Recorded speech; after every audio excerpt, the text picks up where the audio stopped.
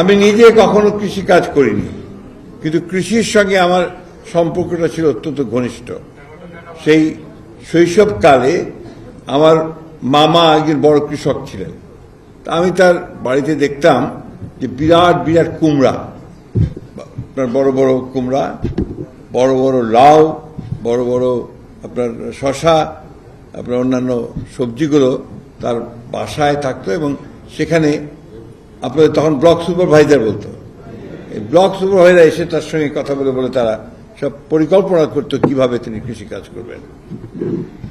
এই তখন থেকে আমি দেখেছি যে কিভাবে, কারণ আমার বাবাও কিন্তু কৃষক ছিলেন না, তিনি একজন ব্যবসায়ী ছিলেন।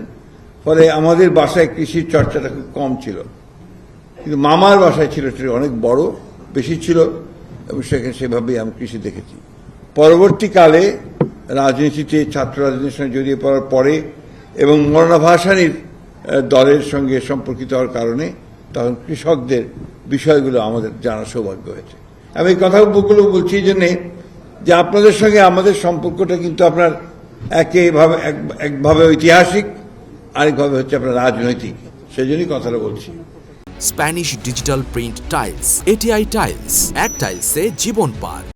আমরা আপনার একসময় স্লোগান দিয়েছি, জাল যার জলাতার, অর্থাৎ যার জাল থাকবে সেই হচ্ছে পানির আপনার যে জলাশয় তার মালিক হবে তারা। লাঙ্গল যার জমিদার, তেভাগা আন্দোলনের সঙ্গে আমরা জেনেছি। এই সব মিলিয়ে একটা কৃষকদের আন্দোলনের সঙ্গে জড়িয়ে পড়েছি। পরবর্তীকালে আমি যখন আপনার প্রত্যক্ষ রাজনীতিতে নামলাম এবং প্রথম নির্বাচনে গেলাম, আপনার সংসদ সদস্য নির্বাচনে, আমি যখন নির্বাচন করছি 91 সাল, তা আমি মাঠের মধ্যে যাচ্ছি হেঁটে হেঁটে, তা আমি দেখি এক জায়গায় অনেক লোক বসে আছেন, একটা গ্রামের মধ্যে, একটি স্কুলের মাঠের মধ্যে।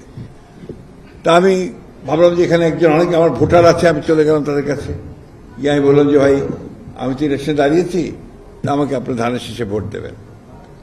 তো সেখান থেকে এক ভদ্রলোক দাঁড়িয়ে বলেন যে স্যার, আপনাকে আমরা চিনি, আপনি তো কলেজে অধ্যাপনা করতেন, অধ্যাপক মানুষ এবং খুব ভালো মানুষ, তার আগে তো পৌরসভার চেয়ারম্যানও ছিলেন আপনি, তা আমরা সবাই আপনাকে ভোট দেবো আপনি যদি আমাদের একটা কাজ করে দিতে পারেন। আমি বললাম যে কী কাজ? আমরা সবাই কৃষক, আমাদের এই অঞ্চলে আপনার বড় নদী নাই, আমরা সেচের সময় পানি পাই না, আমাদের পানির খুব অভাব। আপনারা যদি পানির ব্যবস্থা করে দিতে পারেন তাহলে আপনাকে আর ভোট চাইতে আসতে হবে না। তাহলে কি করতে হবে? আমাদের ডিপ টিউবওয়েলগুলো পড়ে আছে, আর তখন আপনার প্রায় 480টা ডিপ টিউবওয়েল আপনার ওয়াটার বোর্ডের, এটা আপনার অকেজ হয়ে পড়েছিল। এটা বানিয়েছিলেন আমাদের শহীদ প্রেসিডেন্ট জিয়াউর রহমান, তিনি এই প্রজেক্টটা করেছিলেন। পরবর্তীকালে এরশাদ সাহেব এসে ওটা গ্রামীণ ব্যাংকের হাতে দিয়ে দিয়েছিলেন।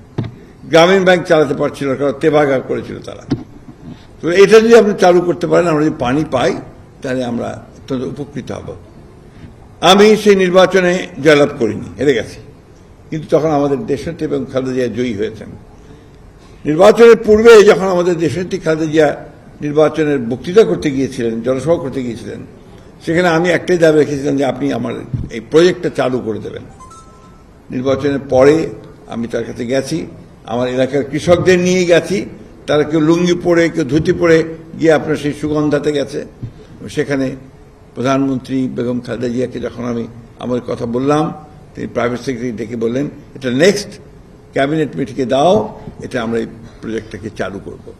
তিনি প্রজেক্টটা চালু করবেন। সেই তখন থেকেই কৃষকদের, আরো আগে থেকেই কৃষকদের দাবি দাওয়া আন্দোলন নিয়েছিলাম।